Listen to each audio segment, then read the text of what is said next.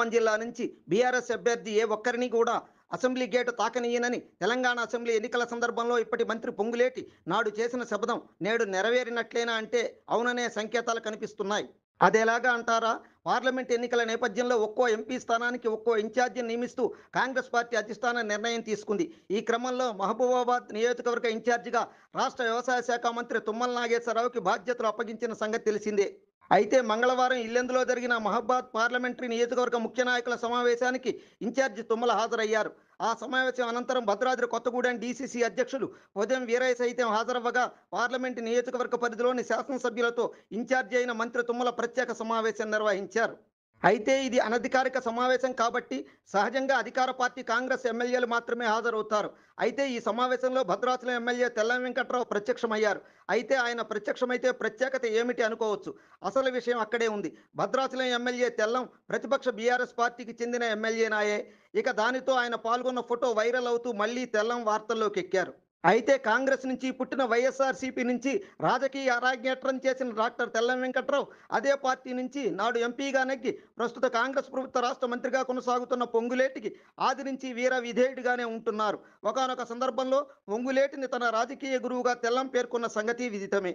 ఇక మారిన రాజకీయ పరిణామాల నేపథ్యంలో పొంగులేటి బీఆర్ఎస్లో చేరటం, ఆ పార్టీ అధినేతతో పాటు ఆ పార్టీ సిద్ధాంతాలు నచ్చక బయటకు వచ్చి కాంగ్రెస్ గుర్తుకి చేరటం, ఇటీవలే జరిగిన తెలంగాణ అసెంబ్లీ ఎన్నికల్లో ఉమ్మడి ఖమ్మం జిల్లాలో అన్నీ తానై చక్రం తిప్పటమే గాక పాలేరు ఎమ్మెల్యేగా నెగ్గి మంత్రి కావడం చకచకా జరిగిపోయాయి.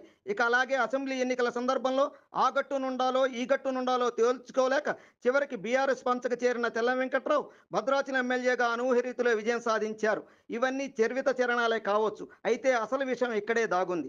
బీఆర్ఎస్ బాస్తో విభేదించి బయటకొచ్చి కాంగ్రెస్లో చేరిన పొంగులేటి తెలంగాణ ఎన్నికల సందర్భంగా ఉమ్మడి ఖమ్మం జిల్లా నుంచి ఒక్క బీఆర్ఎస్ ఎమ్మెల్యేని అసెంబ్లీ గేటు తాకనీయనంటూ శపథం చేయడం, నీ జాగీరా నువ్వెట్లా రానియవో మేము చూస్తామంటూ బీఆర్ఎస్ నాయకుల ప్రతి విమర్శలు, ఒకానొక సందర్భంలో పరుష పదజాలాలు వాడారనుకోండి, అది వేరే విషయం.